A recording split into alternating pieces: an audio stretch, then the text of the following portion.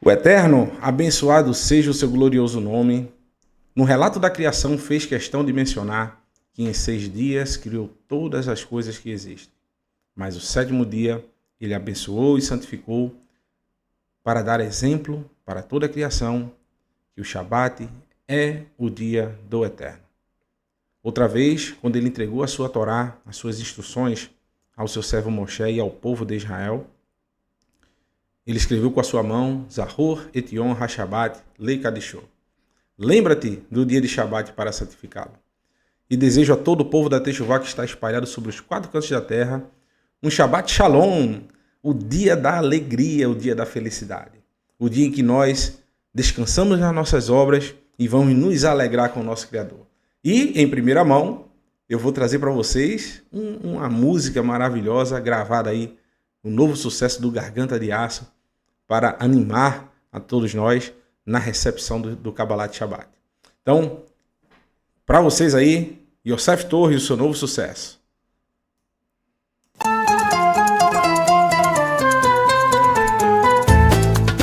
Shabbat Shalom Lekulam.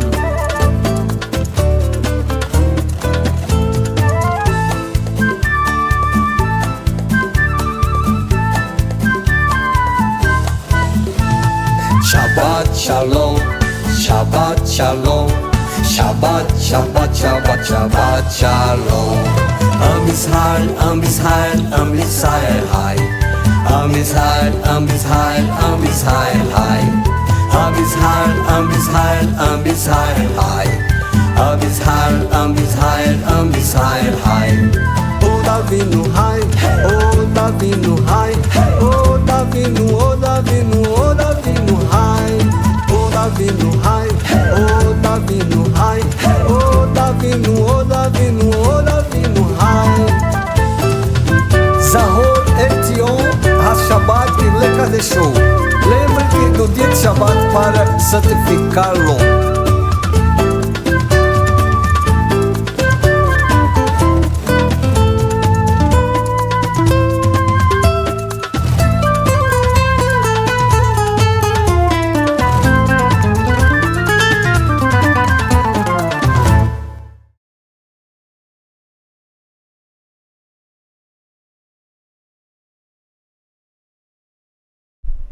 Baruch Hashem, até o microfone aqui travou, rapaz. Eu estava aqui cantando com meu amigo, meu irmão, Yosef Torres. Que o Eterno te abençoe, meu irmão, e te dê cada dia mais essa saúde aí para trazer essas músicas maravilhosas para nos alegrarmos nesse dia de tanta celebração. Então, hoje nós chegamos aí a 2 porções, né, juntas, a porção Matot e a porção Maseei. Eita, eu estava aberto aqui, pessoal, abri no slide errado. Deixa eu abrir o certo aqui para não trazer o estudo no horário errado. Então, a 42ª porção da Torá, porção Matot, e amanhã, né, se o Eterno se permitir, vamos estudar a porção Maseei. A porção Matot quer dizer tribos e a porção Maseei quer dizer estágios. E vou colocar aqui na tela para vocês o slide da porção. Tá aí esse homem, né, prestando um juramento de frente a várias pessoas, uma representação aí do templo, né, criada aí pela maravilha que hoje para muitos para o bem, né, quando é usada para o bem, para gerar imagens para a gente da inteligência artificial. Então, a porção Matot, tribos, e eu coloquei como um tema desse estudo da abertura, o cabeça da família. O cabeça da família, geralmente, meus irmãos, e literalmente, segundo as escrituras, é o homem da casa. Essa função hoje, pelo mainstream, né, que a gente pode chamar assim, o poder que rege esse mundo, está sendo totalmente desvirtuado. Na maioria das vezes, a gente observa os homens não tendo mais a sua voz ativa dentro da sua casa e literalmente a gente vê várias casas ruindo por conta disso, né?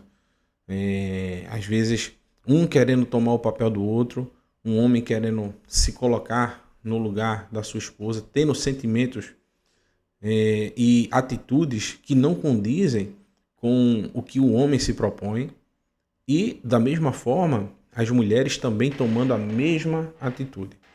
E a Escritura traz o ensino de como as mulheres e os homens devem se portar dentro da sua casa, principalmente no que se diz às promessas, ao que se fala, e a palavra final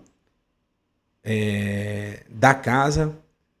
A Escritura vai ensinar quem deve dar a palavra final, quem deve resolver as situações e, principalmente, juntamente com como eu posso dizer, o privilégio de dar a palavra final, vem também a responsabilidade. Muitas pessoas hoje, uma grande parte da população da sociedade, os homens vêm se eximindo da sua responsabilidade e dividindo o peso das ações, das decisões com as suas esposas, e o Eterno, ele não fez a sua criação desta forma. A gente vai observar nos textos aqui, eu vou ter que tomar muito cuidado, peço até que as irmãs que estão aí assistindo, eu sempre aí faço questão de mandar um Shabbat Shalom para as irmãs, para os meus amigos também, os irmãos do canal, do chat, que tenham um pouco de calma, não tomem conclusões precipitadas, e gostaria de, previamente, viu? Eu vou fazer logo a minha defesa aqui. Por favor, me defendam. Eu não sou machista. Eu não sou machista. Mas também não sou feminista. Esses polos que hoje em dia a sociedade está muito polarizada. Estou mentindo? Você é partido A, partido B. Você é aquilo ou você é isso. Tentam rotular e classificar o ser humano de todas as formas. Inclusive, dentro das casas, por alguém tomar a decisão de defender alguns textos da Escritura, é logo rotulado de machista, e muitos não querem mais falar sobre esses temas. É difícil você encontrar um estudo, um ensinamento desses versos que a gente vai tratar, até porque não se ensinam porções da Torá, como nós fazemos aqui. Como o More Heimson faz questão sempre de estar falando, para quem está chegando agora, eu vou só dar um vislumbre do que é o canal Teshuvah Total. Nós fazemos os nossos ensinos, os principais, né? Temos os estudos semanais, os programas semanais, porém o estudo do Shabat, que inicia-se agora à noite, e temos amanhã pela manhã e amanhã à tarde. Esses estudos são da porção da Torá da semana. São divididos em 54 semanas, 54 porções. E essas porções são da instrução do Eterno, que vulgarmente é chamado de lei pelo mundo afora, né? E a gente sabe que a palavra correta para Torá é instrução. O Eterno ditou para o seu servo Moisés, Moshe, e ele instruiu, ele passou para o povo de Israel, e essas instruções chegaram até nós hoje.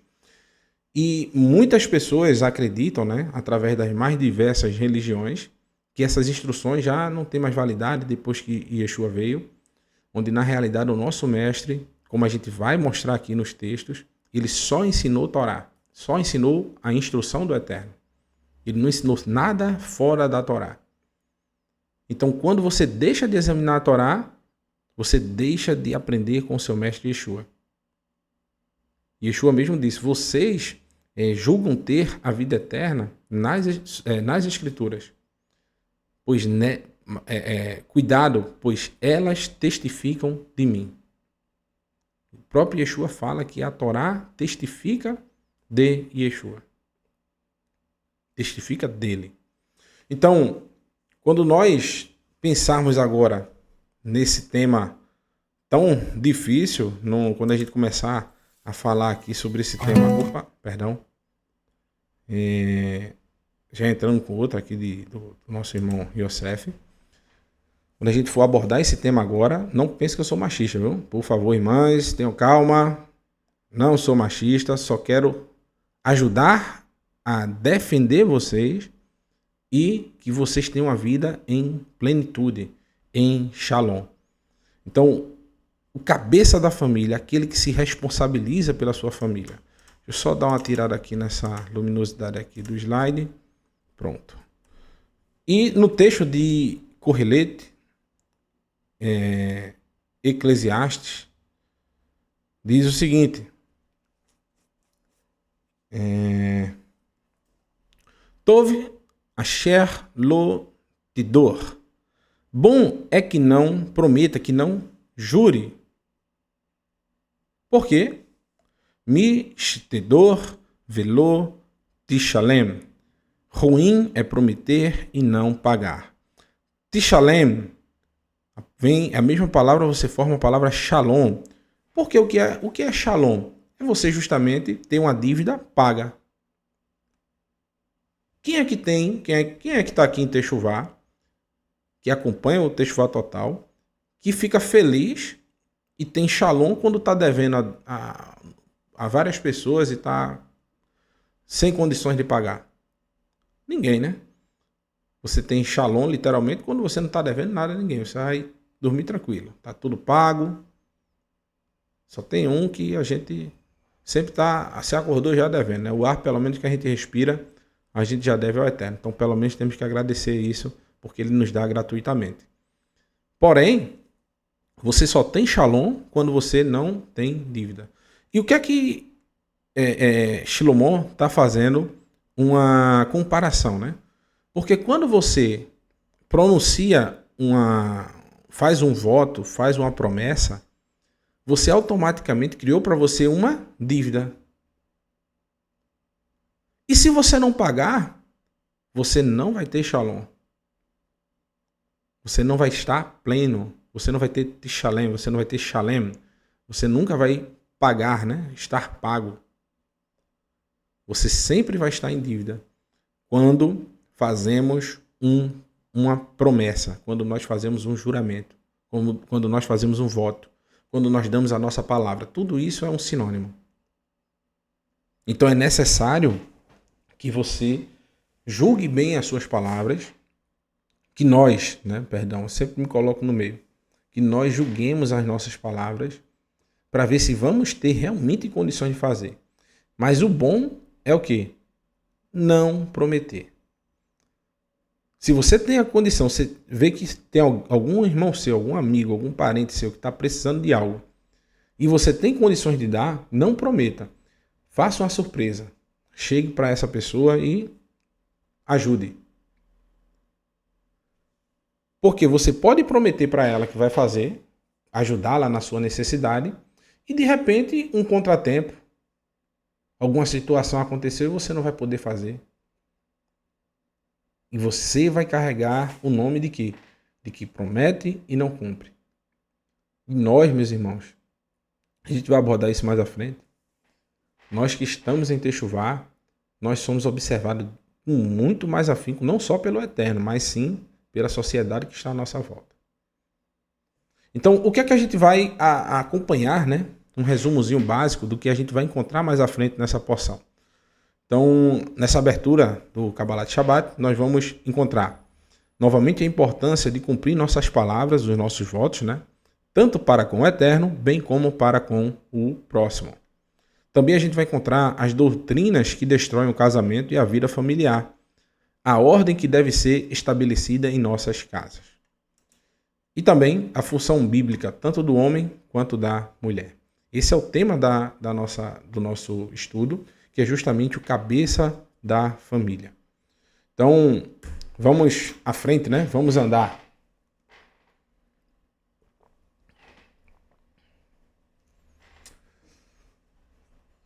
Vaidaber Moshe el Rashei Hamatot.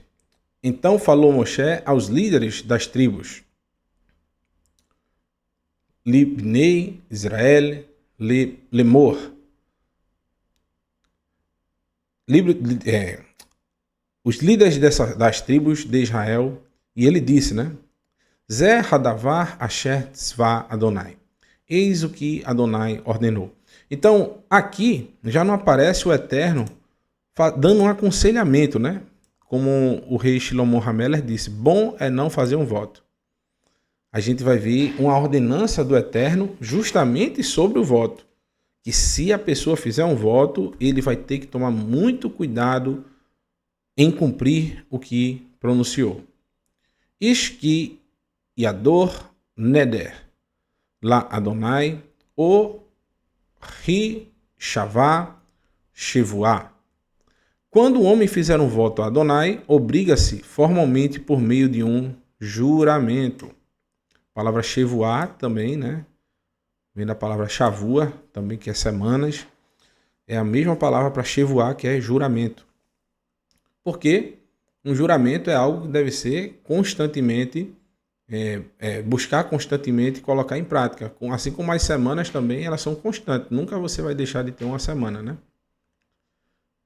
Le Sor Isar Al Nafsho Lo Yachel Devaro Kechol Ha Yotse Mi Piv Yaase.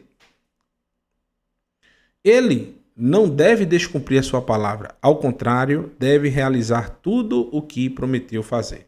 Então, se alguém faz um voto ao Eterno, ele deve cumprir exatamente tudo o que ele pronunciou com seus lábios. E quando a gente fala para o nosso próximo, a gente não precisa cumprir tudo? Também. Porque quando você está fazendo um juramento para alguém, você sendo um representante do Eterno, obrigatoriamente você vai ter que cumprir aquela promessa. Porque imagine a gente como representante do Eterno, prometendo uma coisa a um, prometendo uma coisa a outra e não cumprindo. E depois a gente vai falar sobre o Eterno para essas pessoas. Para quem a gente prometeu e não cumpriu. Vão acreditar no que a gente está falando? Vão pensar que o Eterno tem as mesmas práticas, que as suas promessas são ditas e não são cumpridas. Porque se eu digo ser discípulo dele, discípulo de Yeshua, discípulo do Eterno, nós, consequentemente, devemos ter as mesmas práticas. E o Eterno é o único que pode jurar, porque ele é que cumpre. Esse sim cumpre, a gente não. Observe um detalhe, meus irmãos. A palavra Neder aqui, ela tem um valor numérico de 254. Olha que palavra tem o mesmo valor numérico. Ramor, a palavra jumento, também tem um valor 254. Agora, o jumento... Já estão pensando aí, né? Rapaz, aqui em volta é um jumento. O jumento, aqui no Brasil, né? Ele tem um sinônimo de ser uma pessoa que não tem conhecimento, né? Uma pessoa literalmente burra, né? É um jumento, ele não faz as coisas... Ele não pensa antes de... Ele não consegue raciocinar direito, é um jumento. Porém, no hebraico, ele tem um sentido diferente, né? O jumento quer dizer aquele que suporta muitas cargas. Aquele que suporta muitas cargas. Então, quando você faz um voto, você está colocando uma carga pesada no seu ombro para que você carregue com você, até que você cumpra o voto. Aí você vai retirar aquela carga do seu ombro. Isso é ser um jumento no hebraico. Também eu não vou eximir a opção da gente considerar um jumento no modo brasileiro de falar. Porque você promete e você está sendo obrigado a cumprir aquele voto, você está transformando para você, trazendo para você uma carga desnecessária para a sua caminhada. Então, eu também tenho que me policiar muito por questão de voto. E o voto está nos mínimos detalhes, meus irmãos. Até naquelas besteirinhas que você vai falar e não pensa direito se vai poder cumprir, é um voto. É necessário que você cumpra. Um exemplo, eu contrato um pedreiro para fazer como aconteceu aqui. O meu amigo, meu irmão, Suenilton estava por aqui ajeitando a minha casa. Quebrando a parede ali, remendando o negócio aqui. E quando termina a semana, ele precisa receber. E eu vou lá e não pago. Como ele vai acreditar nesse ensinamento que eu estou falando para vocês sobre voto? Eu ensinando sobre o eterno, que nós devemos cumprir nossa palavra, cumprir aquilo que dizemos, tal. É impossível alguém acreditar. Então vale para os mínimos detalhes. Por isso que o eterno, na Torá, ele fala sobre pagar o jornaleiro no final do expediente. Por quê? Antigamente se recebia por dia, né? Diariamente. Em alguns países ainda é assim. Os países mais civilizados, né? Eles recebem não mensalmente. Eles recebem diariamente ou semanalmente. Por exemplo, Estados Unidos, ou eles pagam diariamente ou no fim da semana. Por quê? Só para uma aula para vocês rápida aqui. Quando é no final do ano, geralmente aqui no Brasil se paga o 13º salário, né? Todo mundo pensa, eu recebo um salário a mais. Na realidade é uma reposição salarial. Tanto o 13º quanto um quarto sobre férias. Porque no sistema de pagamento brasileiro, você está recebendo o equivalente a 4 semanas vezes 12 meses, que dá 48 semanas. Só que o ano tem 54 semanas. Então como é que foi feito para você? Porque tem muitos meses, a maioria dos meses não tem só 4 semanas, tem 4 semanas e meia, 4 semanas, e sempre passa 3, 4 dias, 2 dias no mês, né? O mês não começa sempre numa data fixa, ele sempre passa alguns dias a mais.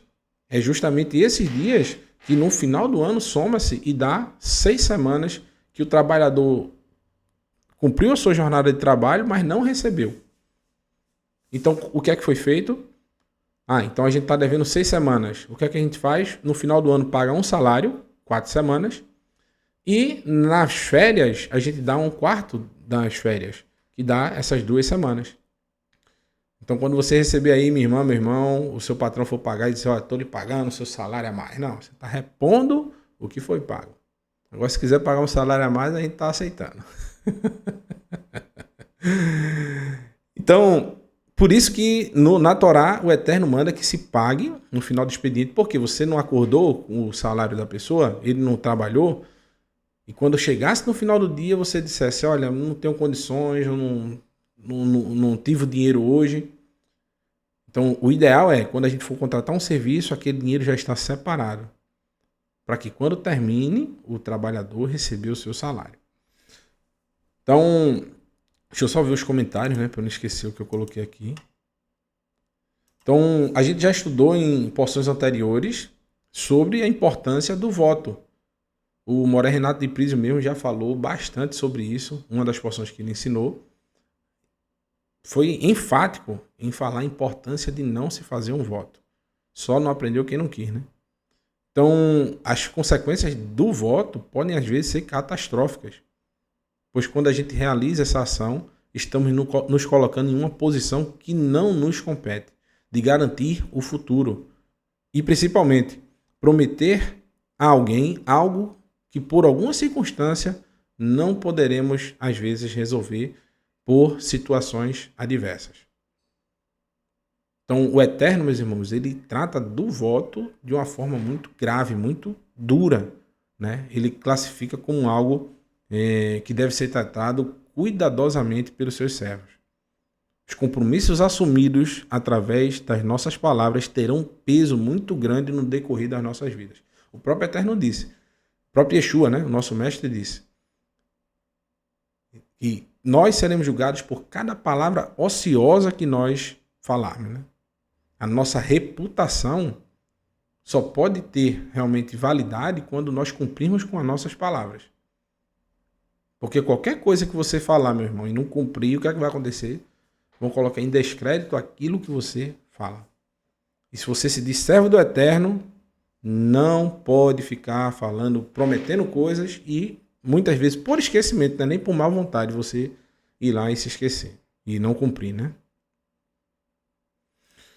Então é necessário a gente cumprir os votos, prestando atenção que o voto é algo que vai nos trazer um peso para a nossa jornada. Olha o que o nosso mestre Yeshua ensinou no Sermão do Monte. Ve'od shematem et asher ni'emar la kademonim lo tishava le shaker ve'et nidareia tishalem la Adonai. E ainda, vocês ouviram o que foi dito aos nossos pais. Não descumpram um juramento e cumpra todos os votos feitos ao Eterno. Então, os votos que você tem que fazer, você faz, né? Você tem que cumprir. Não só para com o Eterno, mas também para com o teu próximo. Olha no versículo 34. Yeshua, meus irmãos, por isso que eu digo. Aqui é o seguinte, Yeshua está dizendo, olha o ensinamento, vocês ouviram o que foi dito, o que foi ensinado sobre voto, certo? Ele está dizendo basicamente isso. Não descumpra um juramento, cumpra todos os votos feitos ao Eterno. Então, os mestres do seu tempo ensinavam isso. Nunca descumpra um juramento, viu? É muito importante, olhe, vocês, meus filhos, vocês têm que cumprir o juramento. Se prometeu, cumpra. Realmente é muito importante isso. Eles não estão ensinando errado. Porém, Yeshua vai trazer um ensinamento além desses mestres. Porque ele já julgou, segundo a leitura que ele fez da Torá e dos escritos, tanto também dos profetas, que não é necessário se fazer um voto. Então, o nosso mestre ele vai além dos mestres da sua época. Ele vai ensinar o seguinte: mas eu lhes digo, não jurem de jeito nenhum, nem pelo céu, porque é o trono de Elohim, nem pela terra, porque é o apoio dos pés dele, nem por Jerusalém, por ser a cidade do grande rei. Então, o nosso mestre ele vai além dos mestres do primeiro século. E até dos mestres contemporâneos do tempo atual. Ele é duro e enfático para não se jurar. Por quê? Na sua época, meus irmãos, eles já estavam jurando por todo tipo de coisa. E Yeshua está citando vários exemplos. Olha, eu juro pelo trono do Eterno. Como você pode jurar pelo trono do Eterno? Depois ele diz, eu juro pela terra. Como você pode jurar por algo que não é seu? Eu juro, veja, por Jerusalém, pela cidade do grande rei. Como você pode? É sua para você jurar por ela? Se você não cumprir. Porque se fazia isso para dar ênfase às suas palavras. Para dizer, olha, eu tenho tanta certeza que eu juro por isso aqui, que não é meu, que eu vou cumprir o que eu estou te falando. Até pelo trono do Eterno. É muita petulância, né? Muita prepotência. Então Yeshua está dizendo que não pode jurar por motivo nenhum. Porque já estava se banalizando o juramento. Antigamente se colocava até grandes coisas para isso. E hoje em dia, meus irmãos, está pior ainda. Se jura por qualquer coisa. Até mentindo a pessoa. Não, mas eu juro que eu fiz o que era certo. Eu digo a você. Não fui eu que peguei tal coisa e peguei. Aí você puxa das câmeras quando você vai ver quem foi que pegou, quem jurou. Tá se jurando por tudo hoje em dia. Não, eu juro a você que eu vou amanhã. Amanhã tu foi? Não. Então, seu juramento foi quebrado. Acabou de acontecer comigo agora. A pessoa disse, eu juro que amanhã eu acerto tal coisa. Não aconteceu. De novo. E a gente vai acumulando essas ânsias, porque a sociedade hoje está acostumada a prometer e não cumprir. A dizer a sua palavra e a sua palavra ser mais volável do que aquelas dunas de areia que está ali no Maranhão. Que está no deserto, no próprio deserto aí de Israel. Uma hora está aqui, outra hora está ali. Não se firma os pés, né? São palavras ditas literalmente ao vento. Porém, a importância dos votos, e Yeshua está trazendo algo lá atrás. Quando era que se votava antigamente, que se dava uma promessa, fazia um juramento? Era em condições muito duras e até chocantes, eu posso dizer, né? Você se lembra vou até trazer aqui para mim. Se lembra de quando o Eterno foi jurar que Abraão teria uma descendência, né? Com Maria da terra, o pó da terra, que herdaria a terra de Canaã. Partiu-se um animal ao meio e os dois deveriam caminhar no meio desse animal. Tanto Abraão quanto o Eterno. Só que Abraão dormiu. E o Eterno passou por esse animal aberto ao meio. O que é que isso quer dizer? Que se você não cumprir o juramento, vai acontecer com você a mesma coisa que acontece com aqueles animais. Então o Eterno passou sozinho, porque sabia que a descendência de Abraão não cumpriria sua parte. O Eterno não queria que a descendência de Abraão fosse totalmente destruída, né? Então só ele passou porque ele pode jurar. Já o seu filho, Isaac, quando ele estava lá na terra em Gerar, se eu não me engano, e veio Abimelech, né?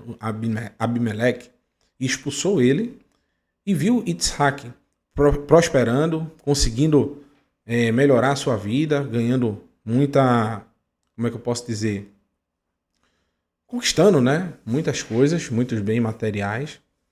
E o que é que ele fez? Abimelech, ele foi até Isaac e fez com ele um voto, um juramento.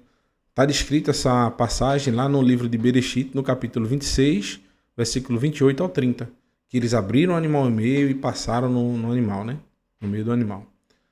Também houve um voto basicamente parecido entre Jacov e Lavã, o seu sogro. Lavã foi perseguindo Jacov e depois eles fizeram um voto da mesma forma, né? Então, os votos antigamente eles tinham essa conotação de serem realmente bastante graves. Porém, o ensinamento de Yeshua, além do texto lá de Eclesiastes, que a gente acabou de ler no início do estudo, tem também o texto de Devarim, capítulo 23, versículo 21 em diante. Olha o que ele diz, ó. Quando fizeres um voto ao Eterno teu Elohim, não tardarás em cumpri-lo, porque o Eterno teu Elohim certamente requererá de ti, e em ti haverá pecado. Então, se você fez um voto, você já começou pecando. Por quê? Até que você pague, você está em pecado. Então, você está trazendo para cima das suas costas uma carga que é desnecessária. É melhor no dia que nós quisermos demonstrar a veracidade das nossas palavras e das nossas intenções. Quando chegar no dia, a gente vai ir lá e fazer o que a gente falou. Que a gente pensou, né? Não que a gente pronunciou com os nossos lábios. Porque se você não tiver condições de fazer, vai ter grandes problemas. Foi o caso nos escritos nazarenos, daquele casal, né? Ananias e esqueci o nome, Safira, se eu não me engano. Hananiah e Shapirá. Eles prometeram dar todo o valor da propriedade. Quando chegou no dia, deram só uma parte. Se ele não tivesse prometido nada, teria acontecido alguma coisa com eles? Não. Por quê? Eles venderam e dariam basicamente aquilo que eles queriam. Então ali foi demonstrado a importância dos votos e que a Torá ainda continua com validade, mesmo nos escritos nazarenos. Porque se a Torá não tivesse validade, não iria acontecer nada com eles. Então, a importância em não fazer o voto. É isso que Yeshua está ensinando. Porque, olha o que o versículo 22 diz. Exatamente o link de Yeshua com esse texto de Devarim, capítulo 23, versículo 22. Porém, abstendo-se de votar, não haverá pecado em ti. Então, o ensino do nosso mestre Yeshua é Torá pura, meus irmãos. Pura de verdade. É um link perfeito. A gente vê que ele só fala sobre a instrução do Eterno. Ele compreende o peso que é em fazer um voto, por isso ele ensina. Olha o que é quem faz um voto é um quê? Um ramor, um jumento que suporta grandes cargas. Aí o nosso mestre vai lá e ensina. Se você cumprir o ensino de Yeshua, se nós cumprirmos esse ensino, em Matitiarro, capítulo 11, verso 29, tomai sobre vós o meu jugo, ou seja, você não é um jumento, seja um jumento junto comigo, assim, um jumento com um jugo menor, e aprendei de mim. Aprenda esse ensino sobre o voto, não vote. Que sou manso e humilde de coração, e encontrarei descanso para vossas almas, porque o meu jugo é suave e o meu fardo é leve. Sem voto, seu fardo é leve. Você é um jumentinho jovem, que nunca passou carga sobre os seus lombos. Então que sejamos assim, aprendendo com o nosso mestre. Então vamos dar continuidade. Deixa eu voltar a tela aqui. No livro de Matitiarro, capítulo 5, versículo 36, ele continua, né? Velot shavá be rochecha ki lo tuchal le hafor sha'ar ahad lavam o shahor. E não jure pela cabeça de vocês, porque não podem tornar branco ou preto um único fio de cabelo. Então, nem por aquilo que lhe compete, que está sobre a sua propriedade, ou seja, você não tem o seu cabelo, nem pelo seu cabelo você deve jurar. Porque você não sabe nem se o fio que vai nascer, que você está prometendo, se é branco ou se é preto. Não, eu juro pelo meu cabelo preto. Aí de repente nasce cabelo branco. Por quê? Não compete a nós jurarmos de modo algum, porque nada nos pertence. Nós estamos aqui só de passagem. Mas que o sim de vocês significa apenas sim e o não seja não. Qualquer coisa além disso tem origem no maligno. Então, Yaakov, o irmão de Yeshua, aprendeu, meu irmão, muito bem com ele, viu? Veja o ensino dele lá no livro de Yaakov, Tiago, carta de Tiago, né? Capítulo 5, versículo 12 em diante. Mas, sobretudo, meus irmãos, não jureis nem pelo céu, nem pela terra, nem façais qualquer outro juramento, mas que a vossa palavra seja sim ou não, para que não caiais em condenação. Na porção Nassau desse ano, eu fiz o estudo, eu falei muito sobre voto. Muito, muito mesmo.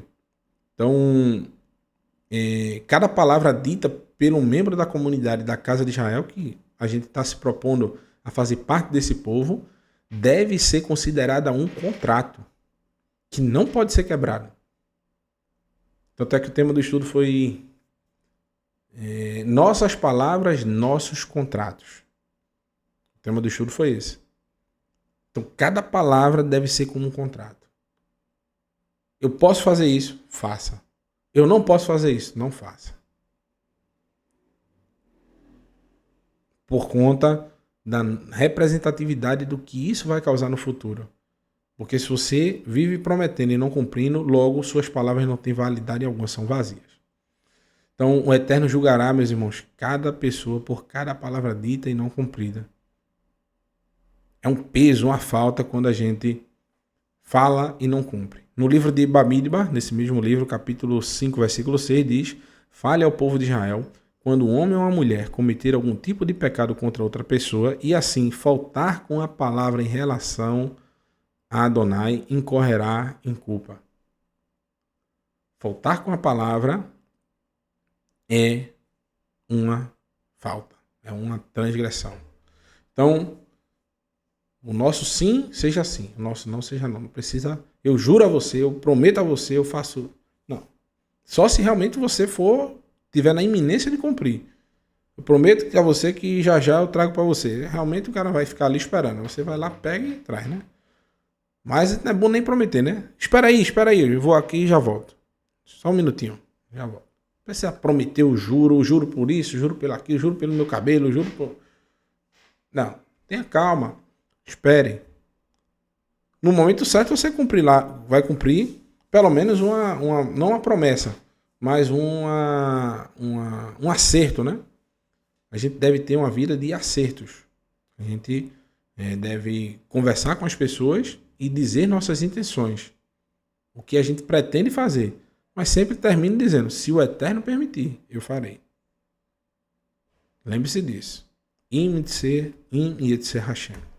Então, olha essa imagem, também foi gerada aí digitalmente, né? Cadê? Aqui. Deixa eu botar mais escura para vocês verem. Imagem linda, realmente. E estão sendo geradas agora. E o homem, né, fazendo sua prece com a sua amada, né? E pedindo ao Eterno que haja discernimento em sua casa, né? É basicamente isso aí que essa imagem nos traduz, né? E o que é que eu vou começar a abordar agora, né? Destruindo doutrinas estranhas, o verdadeiro valor de uma família bíblica, né? O verdadeiro valor de uma família segundo as Escrituras. Por isso que eu falei no início do estudo, né? Não me chamem de machistas.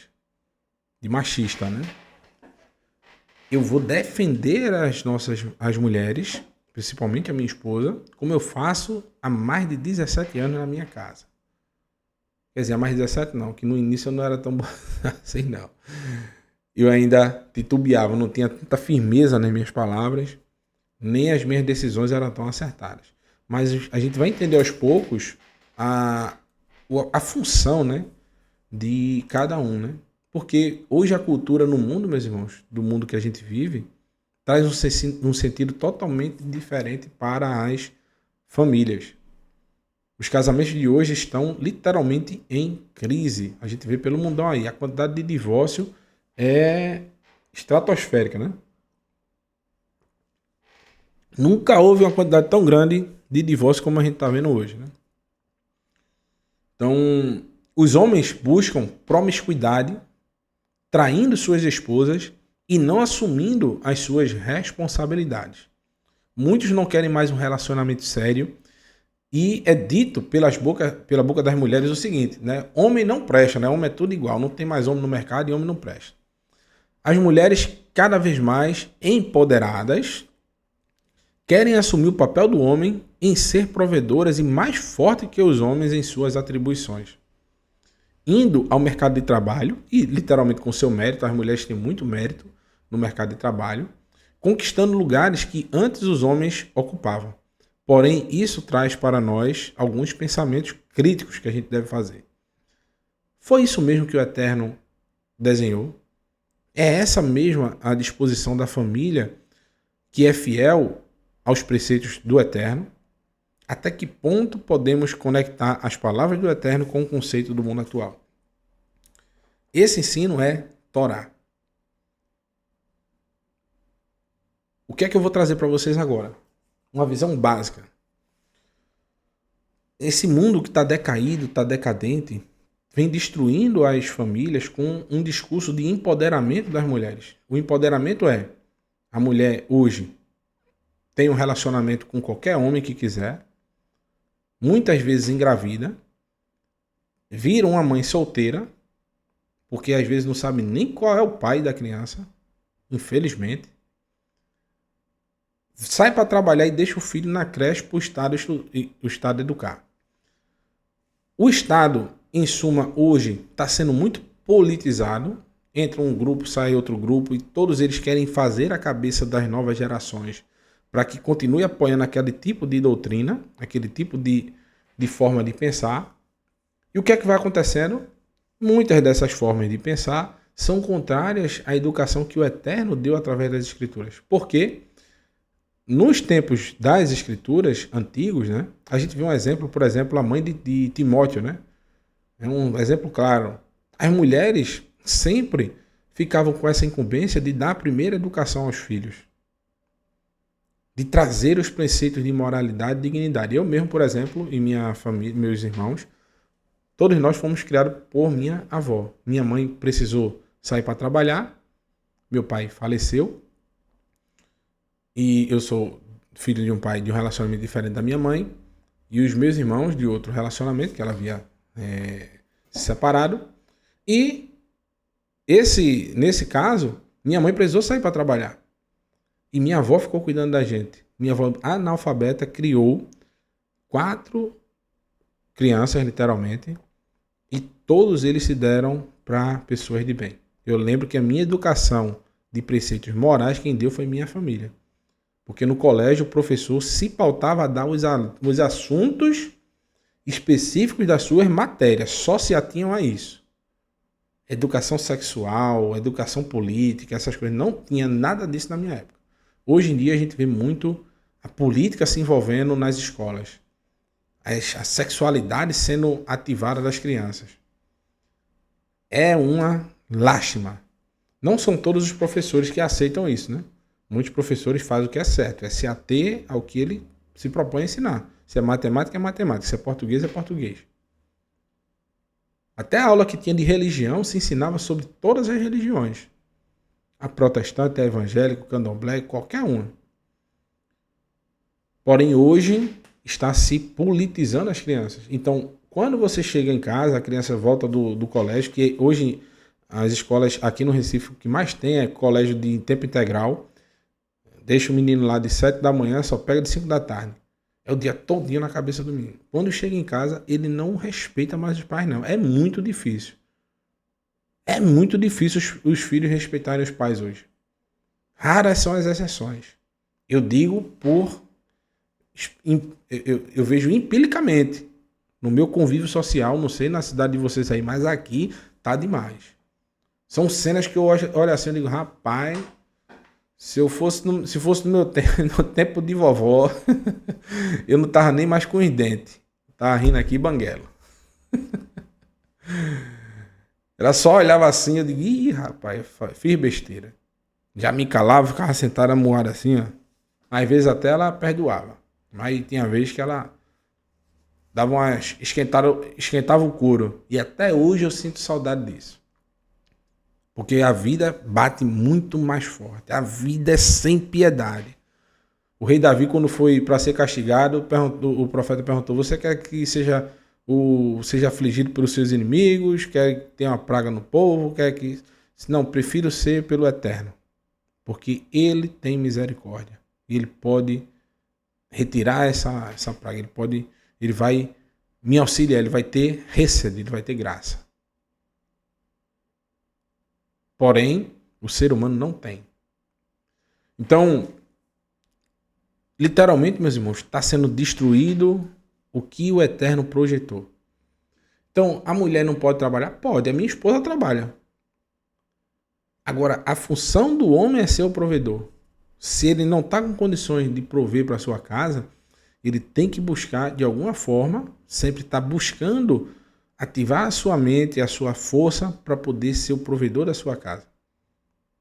Auxilie. Se a sua esposa tem um comércio, vá lá e esteja com ela, faça com que aquele comércio produza mais. Esteja junto.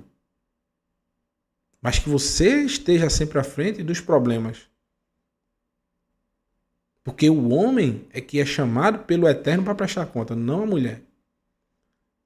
As mulheres que estão solteiras, continuem trabalhando. Que tem seu... por exemplo, é mãe solteira hoje, né? Que pode acontecer. Continue trabalhando. Mas se você conseguir um esposo, um marido, e seu filho for pequeno, se ele tiver condições de cuidar da casa, eduque o seu filho. Porque o patrimônio mais importante não é o dinheiro. Hoje está se invertendo os papéis e colocando o dinheiro em primeiro lugar. Agora, se o casal não tem filho, que é o meu caso, o trabalho da mulher não pode ser tão forte, tão pesado quanto o do homem. Porque a mulher é responsável por transformar e trazer... Deixa eu ver se está em mim aqui.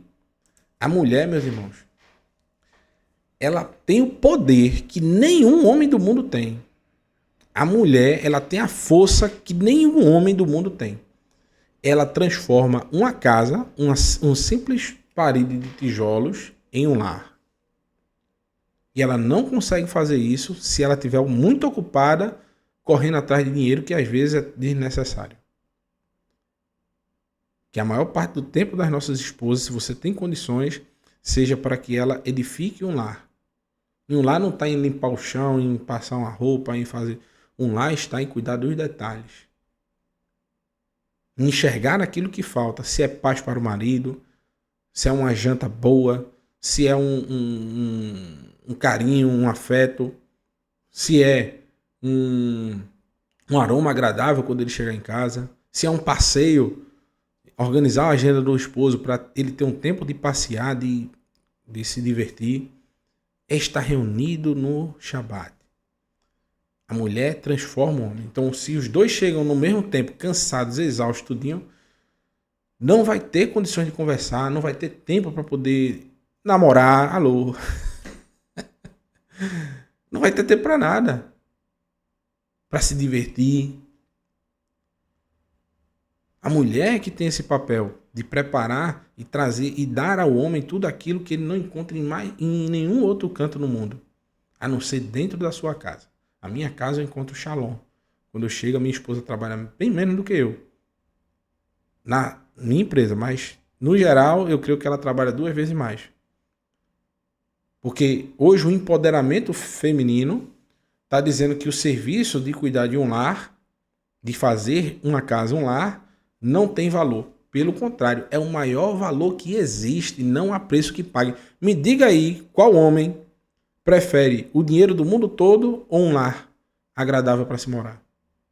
Muitos trocariam toda a sua riqueza por ter shalom em sua casa. É inestimável, impagável. Então, o mundo vai ensinar uma coisa. A Torá nos ensina outra, que é o que a gente vai ver agora.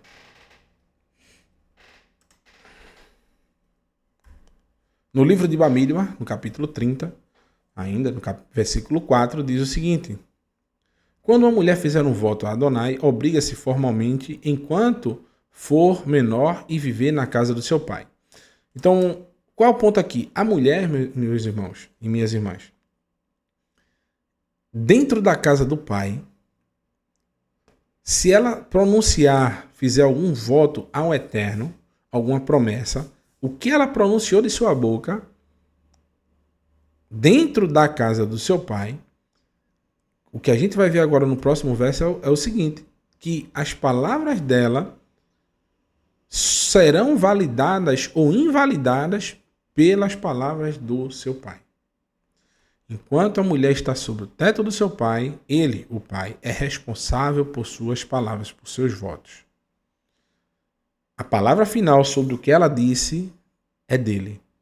E desde pequena, a mulher é instruída pela Torá de que, o final das contas, quem vai ser responsabilizado por tudo na casa não é a mulher. O peso está sobre as costas dos homens, porque o Eterno moldou o homem do barro, resistente. O barro, depois que ele recebe o calor, a prova, né? Ele fica duro, firme, resistente. Já a mulher foi tirada da costela, que é de carne, que é flexível, adaptável. Então a mulher, ela já não suporta tantas cargas quanto o homem. Por isso o Eterno requer do homem, não da mulher. Então quando ela está sob a tutela do pai, ela já está aprendendo no final de uma situação, de alguma coisa que ela falar, quem vai decidir é o homem da casa e não ela. Quem vai tomar a frente é o homem da casa. No caso, quando ela está sob o teto do pai, é o seu pai. No versículo 5 diz o seguinte, né? Em algumas traduções, versículo 4. Veshamá aviar et niderar ve esará asher azra al nafsha ve cherish lach aviar ve kamu kol nidariach ve chol isar asher azra al nafsha yakun. Caso seu pai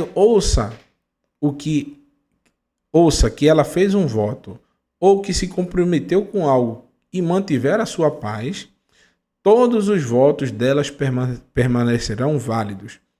Toda obrigação a qual ela se submeteu permanecerá. Então ela fez um voto, o pai ouviu e o pai consentiu com esse voto. Ele vai ficar responsável pelo quê? Por acompanhar a sua filha para ver se ela vai cumprir aquele voto, porque ele se tornou um fiador desse voto. ele está corresponsável pelo cumprimento desse voto. Porque ele é o homem da casa, é aquele a quem o Eterno vai requerir contas. Continuando, versículo 6, algumas traduções, versículo 5. No entanto, se no dia em que seu pai ouvir sobre o voto, ele se expressar a sua desaprovação, nenhum dos seus votos ou obrigações será válido. E Adonai a perdoará, pois o seu pai expressou a sua desaprovação. Então, ela prometeu algo, disse algo que não condizia com as instruções do Eterno, que o homem da casa é responsável por ensinar as mulheres. Cabeça da casa é o homem, cabeça da congregação do Eterno é Yeshua. O cabeça de Yeshua é o Eterno. Então, Yeshua responde ao Eterno, nós respondemos a Yeshua, os homens, né? E as mulheres respondem aos homens. A hierarquia estabelecida é essa. E as crianças respondem às mulheres, que respondem aos pais, e assim sucessivamente. Então, a hierarquia é essa, estabelecida das famílias. O mundo aí, se tiver uma mulher agora, rapaz, aí desse movimento feminista, me perdoe, viu? Mas é a Torá. Não fique se tremendo aí na cadeira, reclamando. Tá servindo ao Eterno? Renda-se a Torá. Renda-se à instrução. Tem muitas coisas que eu olho assim e digo, rapaz, é puxado. Para os homens, é puxado. Mas a gente tem que aceitar. Porque é o melhor para o ser humano. Então, o Eterno, ele vai pedir contas do Pai. Agora, veja que coisa interessante. Nas famílias que obedecem essa instrução, realmente há educação e doutrina. Há respeito, né?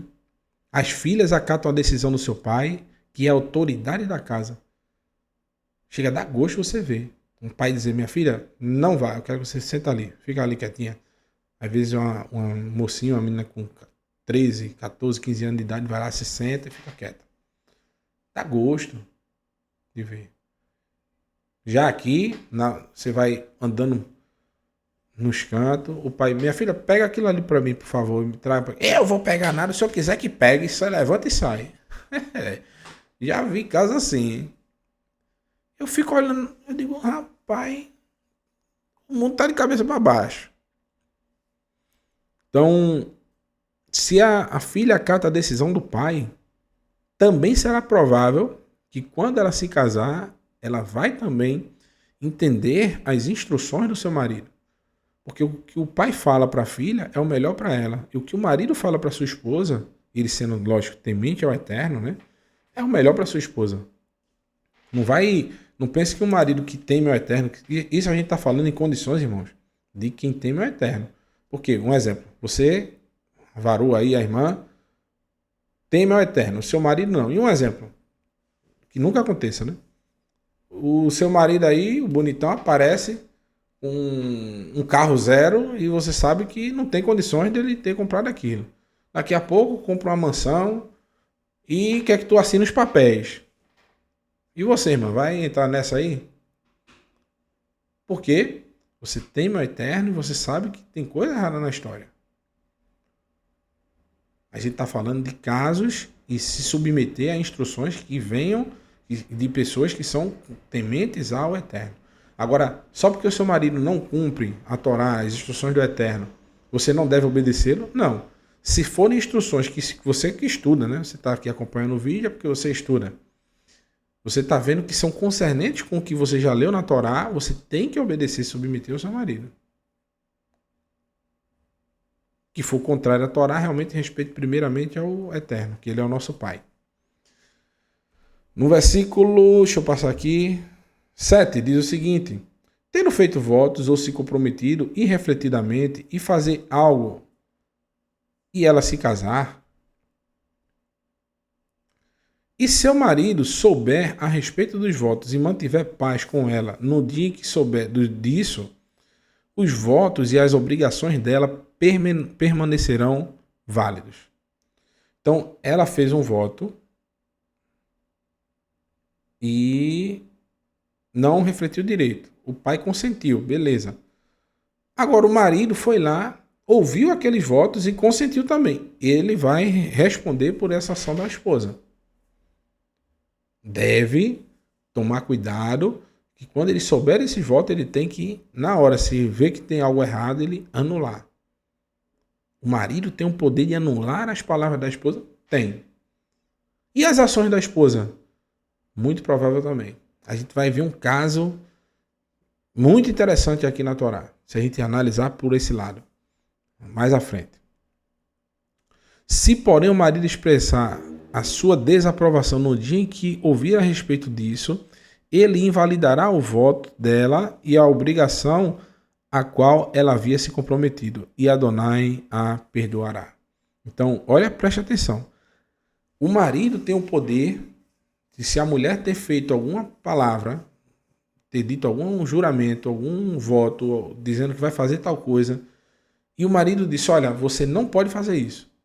E ela respeitar a decisão, tá bom, não vou fazer. Mesmo que seja algo contrário à palavra do Eterno, às suas instruções, que foi um pecado, o Eterno vai perdoá-la porque o marido interviu no caso.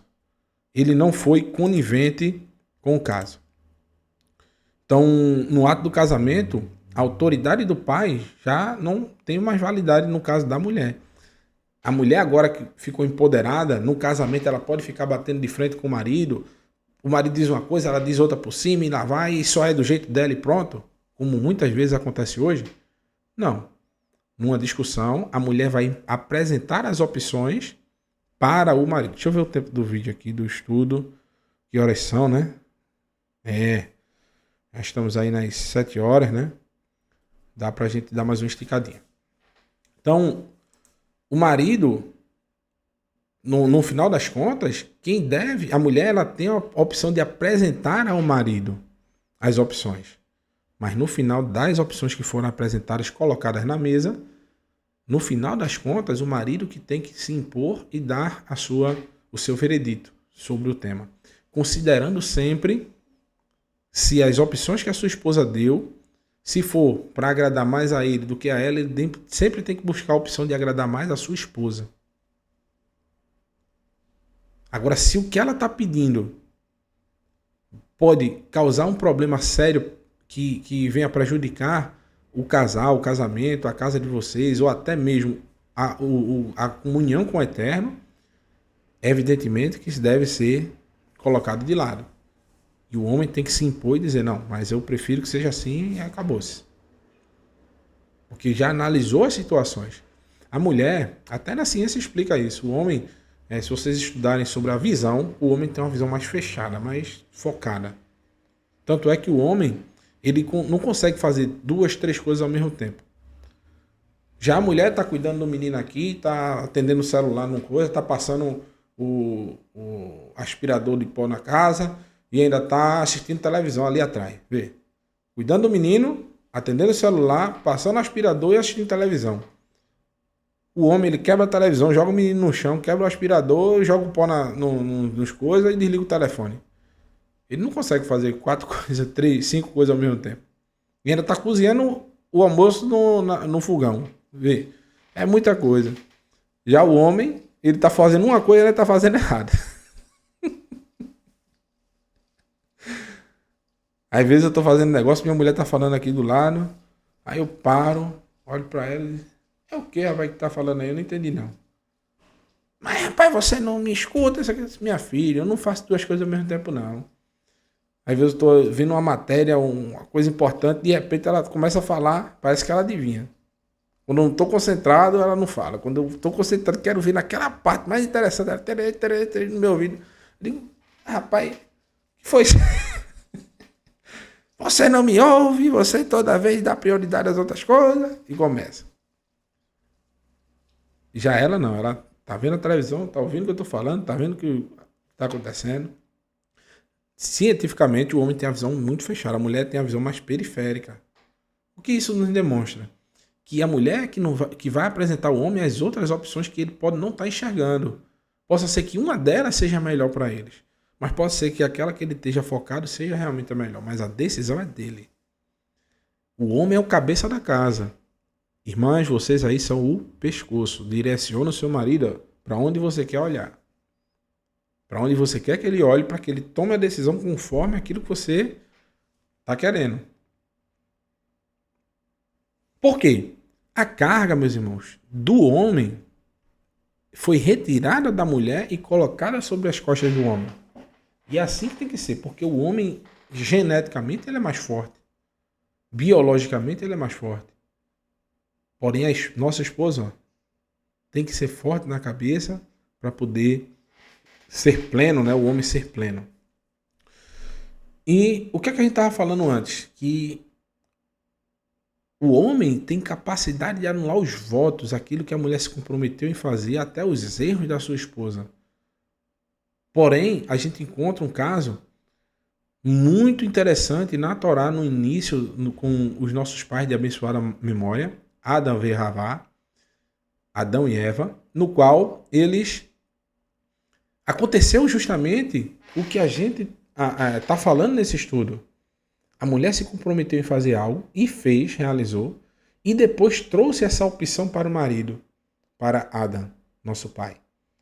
E Adão tinha o poder de invalidar, como a gente acabou de ver, os votos e os acontecimentos de Havá. Não é para se comer não. Comeu, vamos ver com o Eterno. O que é para se fazer? Eu não vou comer não. Eu não aceito comer desse fruto.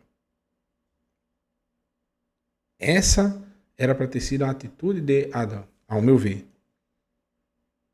Porque se minha esposa cometeu uma transgressão contra o Eterno, me oferecer para que eu cometa também, a primeira coisa que eu vou dizer para ela é assim, não, tá errado. Vamos ver na Torá aqui? Aqui, tá vendo? Vamos orar ao Eterno e pedir por misericórdia, perdão. Eu não vou cometer o mesmo erro que você. Infelizmente, você não me ouviu. Ou você não veio me consultar antes. Com as propostas que o mundo vem te fazendo. Então, basicamente, Adão tinha o poder de anular, segundo o que a gente está lendo aqui. Não se sabe se a ação dela ter comido do fruto, mas as palavras, a promessa dela e o que ela ofereceu para ele, ele tinha poder de anular. E olha a consequência do que o Eterno fala justamente para a mulher. O que é que a mulher quebrou? A hierarquia. Ela não deu ouvidos ao marido e ela fez a cabeça do marido para que ele tomasse uma decisão errada.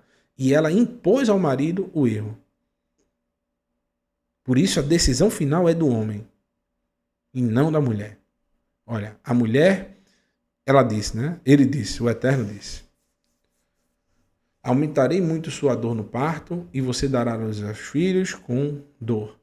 O seu desejo será para o seu marido, mas ele a dominará. Então, a consequência de ter se alimentado do fruto, tanto é que se vocês lerem, eu não coloquei todos os textos, porque senão vai ficar muito pesado, vocês vão entender o conceito. O que é que eu quero mostrar para vocês aqui? Que o Eterno, quando acontece algum erro das nossas esposas, o Eterno não pede conta às mulheres, ele vai prestar conta com o homem. Vou citar alguns exemplos para vocês aqui. O homem da casa, por ele ter a palavra final, o Eterno vai prestar contas a ele. Tanto é que se vocês lerem os versículos anteriores, o 15, o 14, o Eterno quando vem, ele já sabia o que aconteceu, né? Ele vem procurando por Adão. Eles se esconderam e ele vem procurando. Eu vim ver onde Adão está. O que Adão estava fazendo. O Eterno foi sondar Adão. E Adão iria passar um relatório sobre a sua esposa. E assim é a nossa hierarquia. Olha no texto do versículo 17 o que diz. A Adão ele disse: por ouvir a sua mulher. Olha, por ouvir o que sua mulher disse. O motivo é esse. Ouvir o que sua mulher disse. A mulher não pode falar? Pode. Mas ela deu uma má opção. O que é o ouvir o que sua mulher disse? Ele prestou atenção e colocou em prática. Ele não analisou, não fez uma ressalva e anulou aquele voto, anulou aquela palavra. O problema aqui não foi o comer do fruto, foi ele dar ouvidos a uma transgressão e praticar. Ele aceitou e cedeu à pressão da sua esposa.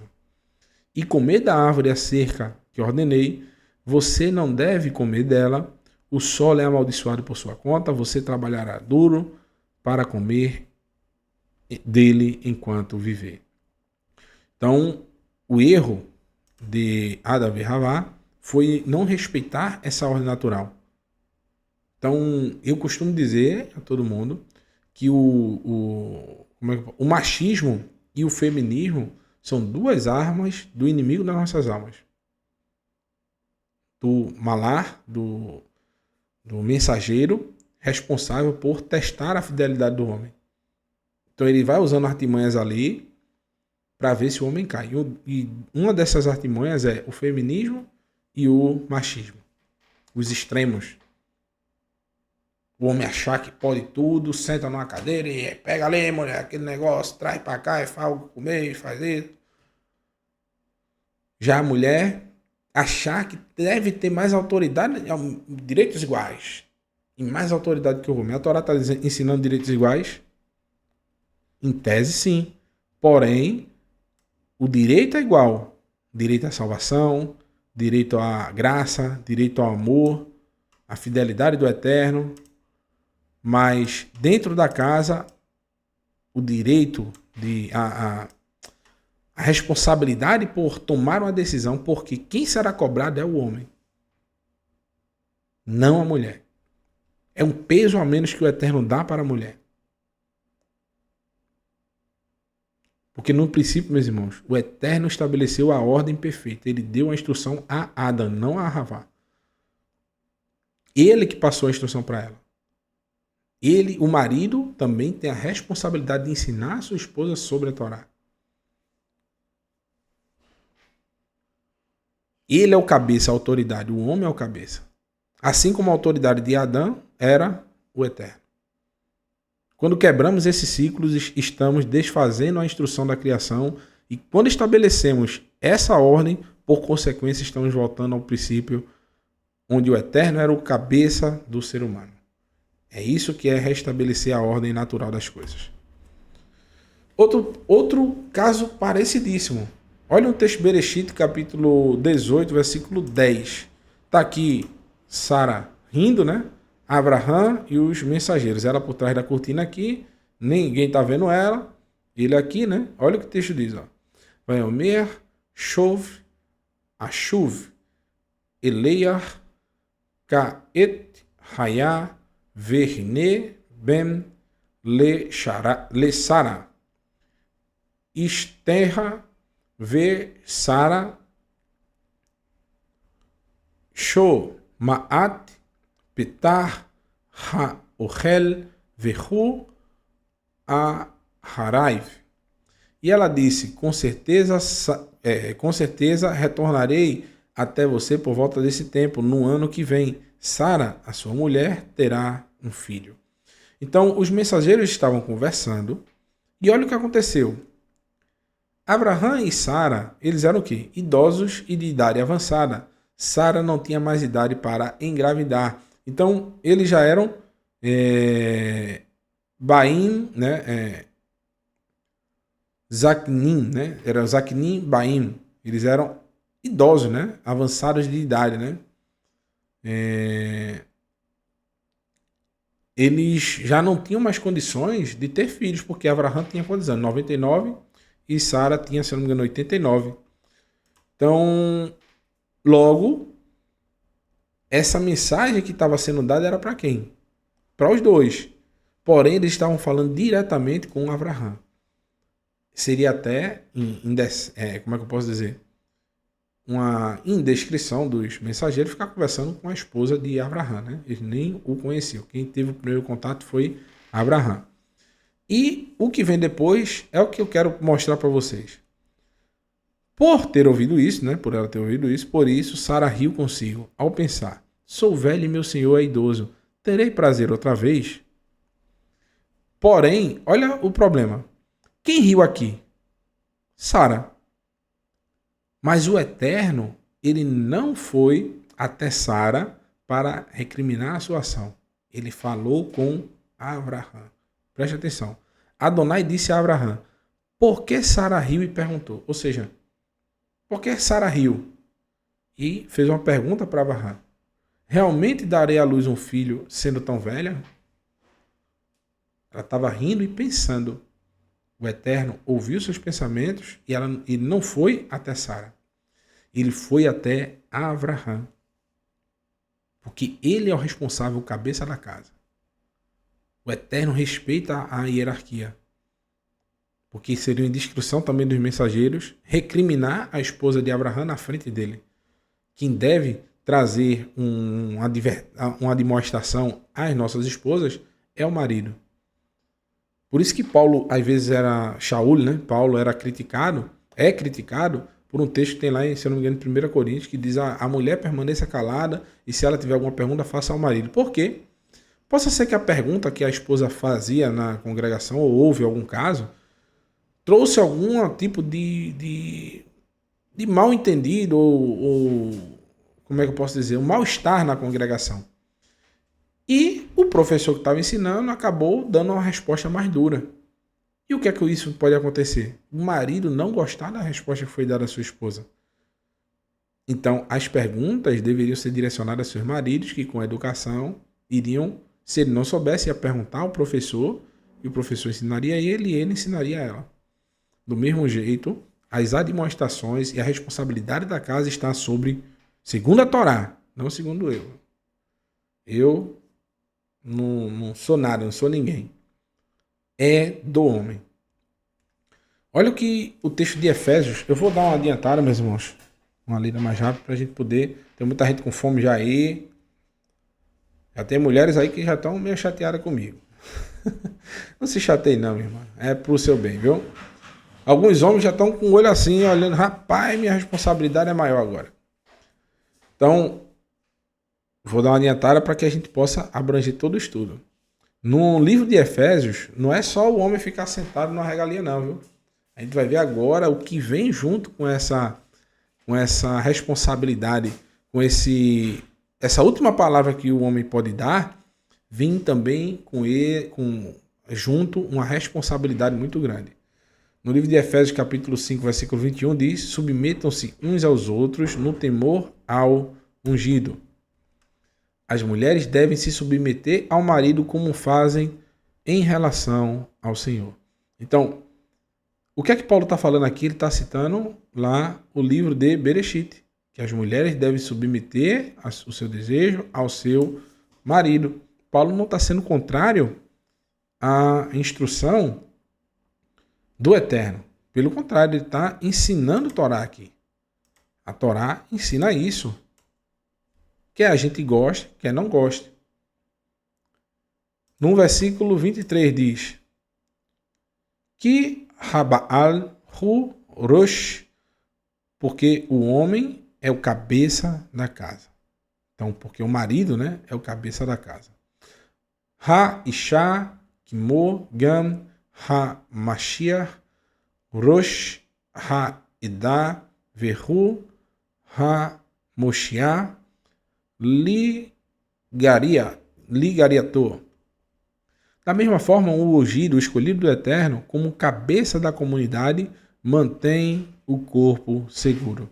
Então, qual é a função do escolhido do Eterno, do nosso mestre Yeshua?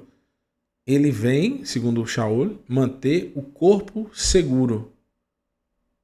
Através de quê? De uma obediência às instruções do Eterno, nós estamos blindados de todo o mal. Então a função do nosso mestre é blindar a comunidade.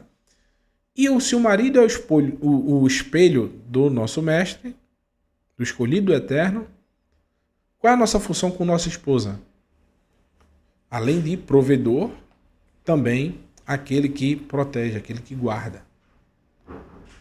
Aquele que tem cuidado com a sua esposa. No versículo 24, da mesma forma que a comunidade se submete ao escolhido, também as mulheres devem se submeter aos maridos em tudo. Então, se submeter ao marido, assim como a gente se submete, os homens, né, da relação, tem que se submeter ao Eterno às instruções do Eterno, as mulheres também têm que se submeter às instruções do marido. É uma escadinha, né? A gente vai falar sobre escada, né? Sobre degraus, sobre passos, né? Da nossa caminhada amanhã à tarde. Então, é uma escada que deve ser cumprida. Uma escada de hierarquia, né? Então, a mulher, da mesma forma que a comunidade se submete ao ungido, também as mulheres devem se submeter aos seus maridos em tudo. Então, o homem se submete às instruções de Yeshua, do nosso mestre, que se submeteu às instruções do Eterno. Ele mesmo disse, né? Eu não vim fazer a minha vontade, mas a dele, mas a do Pai que está nos céus. As palavras que vos digo não são minhas, mas a do Pai que está nos céus que me ordenou falar. Lá no livro de Yohanan, capítulo 14. No livro de Efésios, no capítulo 5, versículo 25, Shaul continua, né? Veatá anashim e revu et nishchem kaasher gam hamashiach et adato ahav vaitem et nafsho tehat nafshah. Com relação aos maridos, ame cada um a sua mulher, como o ungido amou a comunidade e de fato entregou-se em favor dela. Então, amar as nossas esposas ao ponto de que, se possível, dar a vida para protegê-la, para guardá-la. Essa é a função do marido. Agora, o que é mais duro? A função da mulher em se submeter ao marido ou a do marido de amar ao ponto de entregar a sua vida pela da sua esposa? Então, muitas pessoas dizem que a Torá, a escritura, né, ela é machista, porque a mulher tem que se submeter ao homem. Mas não fala sobre esse tema, sobre esse texto. Que o homem tem que amar a mulher ao ponto de dar a sua vida em troca da dela. Em favor da dela. Eu não estou vendo machismo nisso aqui. Estou vendo proteção. Porque o homem é que é responsabilizado pelas ações da sua esposa, segundo os olhos do Eterno. A fim de separá-la para Elohim, como que purificando-a mediante a imersão do mikvé.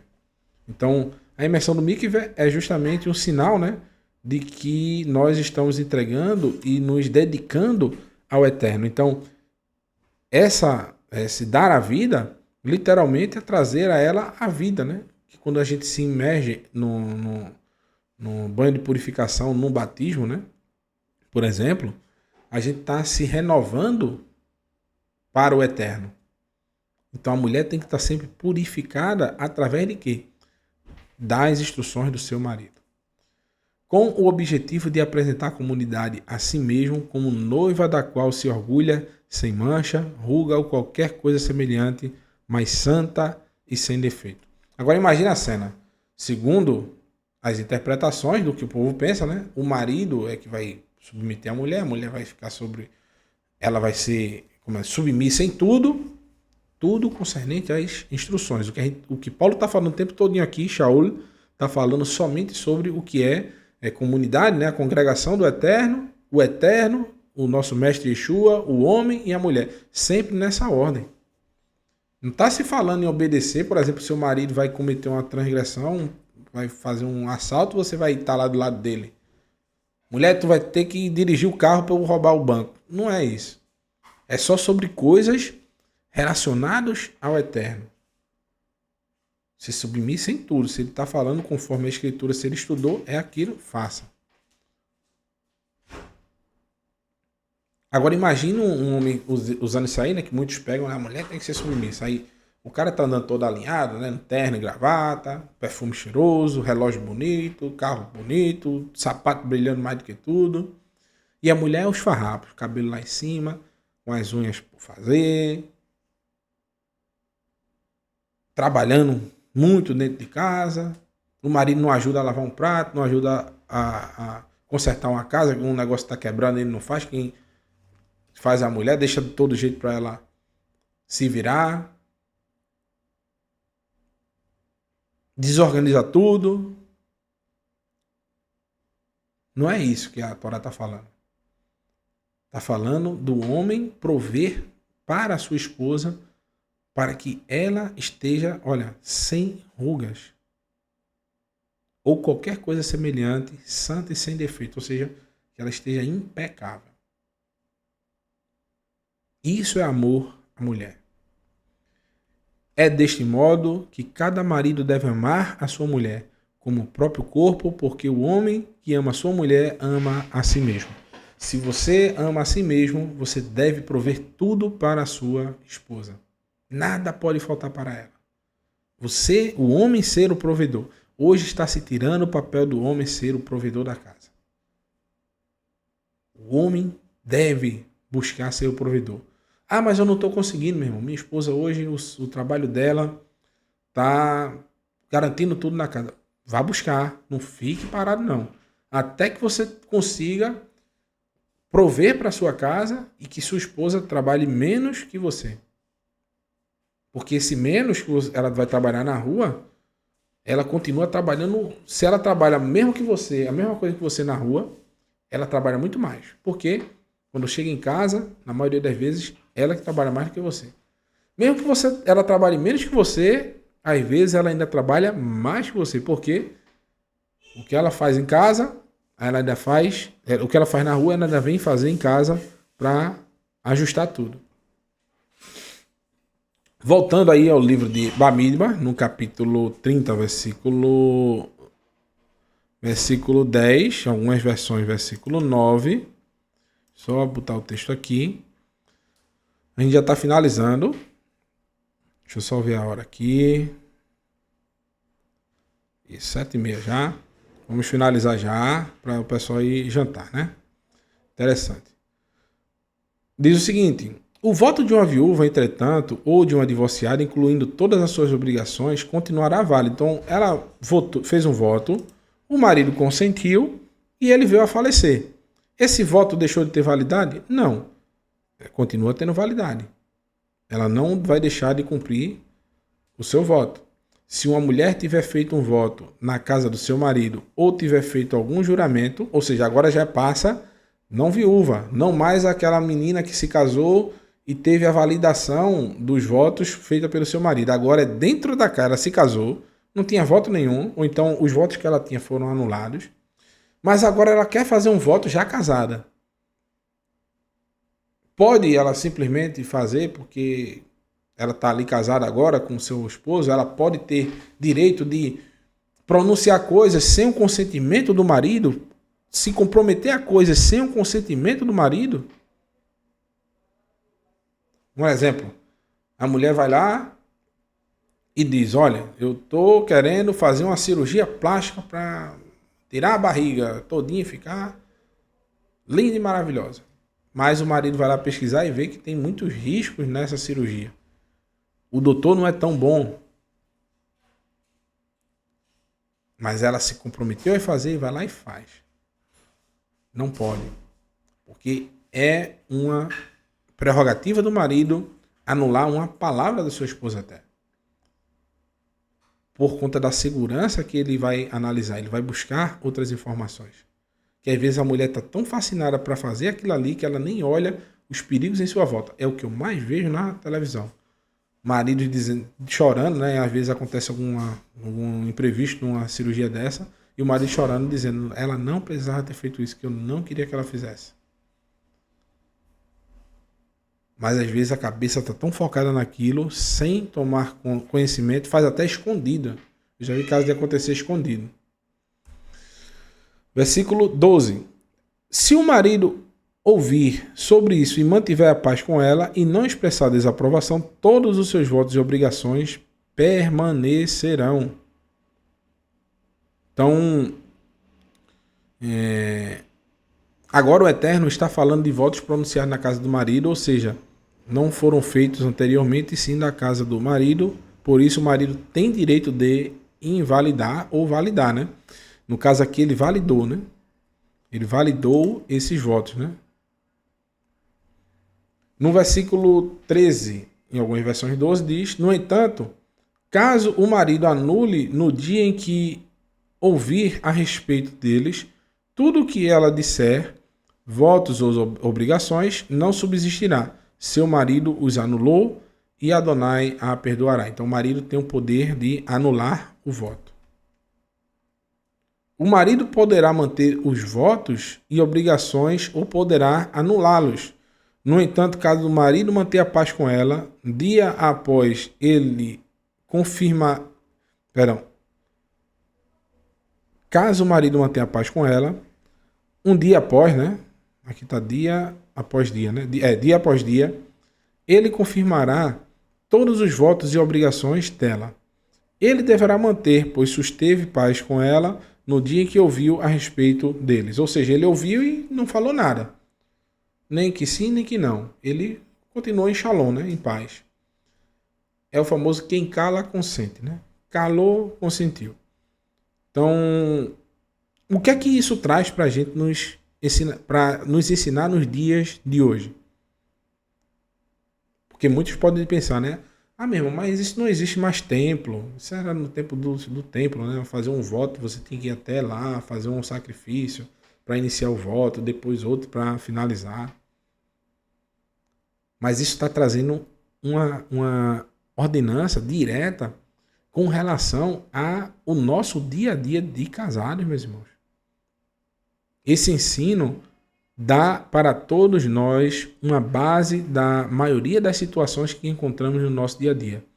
Quando há uma divergência de opinião entre marido e mulher sobre coisas cotidianas, o marido deve ouvir os argumentos da sua esposa, porém ele que tomará a decisão e também ele arcará com as consequências da decisão. É assim, biblicamente, que o Eterno está falando, segundo o que eu estou enxergando nos textos, né? Pois o homem é aquele que deve suportar as cargas da sua casa, lembrando sempre de pesar e levar em consideração a opinião da sua esposa. Por fim, olha o que o texto diz: se anular um voto depois de ter ouvido sobre eles, ou seja, ele ouviu, consentiu, ficou ali em shalom, né? Achou de boa. Um dia depois, vários dias depois. Mas agora ele diz: não concordo com aquilo não. Naquele dia eu ouvi, mas eu não ouvi direito. Quando o negócio fica ruim, né? Ele vai lá e quer cancelar. Ele suportará a culpa decorrente disso. Olha aqui, ó. Quem suportará a culpa? O homem, não a mulher. O homem suportará a culpa. Esses são os regulamentos ordenados por Adonai para Moshe entre o homem e a sua mulher, entre o pai e a filha, se ela for menor, e viver na casa do seu pai. Então, meus irmãos, esse foi o nosso estudo desta noite, e amanhã, se o Eterno se permitir, continuaremos estudando essa porção e iremos abordar mais temas maravilhosos à tarde, né? Na porção Maceei. Vou tentar fazer um resumo das palavras do nosso Moré Marcos Felipe, que ele fez uma playlist completa aí sobre a porção Maceei, que foi uma bênção. Foi justamente quando ele fez 10 vídeos citando passo a passo da porção Maceei. E o que aconteceu nesse estudo que ele fez? Ele falou dos locais geográficos, falou dos acontecimentos. Então, se vocês quiserem mais detalhado, entrem nas playlists que temos aqui no canal. Vai ter lá a playlist da porção Maceei e vocês vão poder desfrutar dessa maravilha. Porém, é amanhã à tarde, se o Eterno assim permitir, se for da vontade dele, nós vamos fazer um resumo rapidinho. Um estágio, fala alguma coisa, passa para o outro, tentar fazer os 42 aí em pouco tempo. Vai ser uma missão nova para mim. Se o Eterno assim permitir, farei. Vamos agora a Birkat Kohanim com o nosso querido e amado irmão Garganta de Aço, sempre lançando aí sucessos pra gente. Ele e o seu genro aí maravilhoso. Esqueci o nome dele, eu acho que é Leandro, não sei. Eu acho que é Leandro. sempre produzindo essas maravilhas pra gente aqui do Techoval Total. A gente só tem a agradecer a vocês pelo empenho que vocês têm em nos trazer essas maravilhas. Shabbat Shalom, meus irmãos. Que o Eterno abençoe vocês, viu?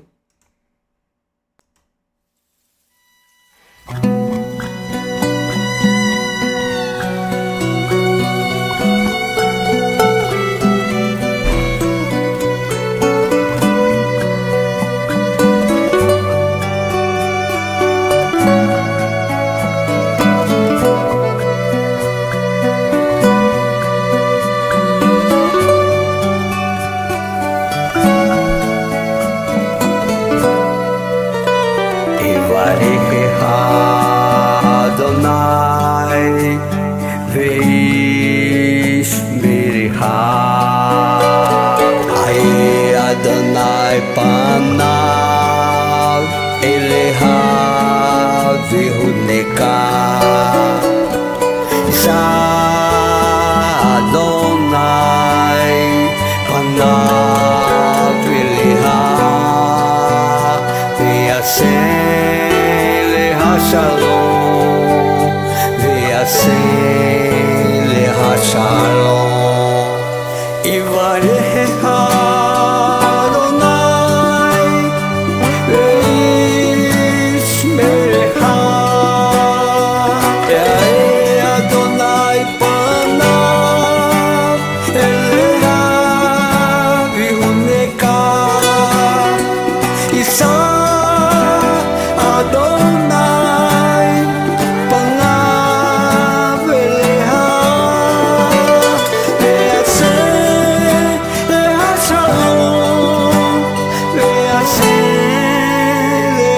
Shalom.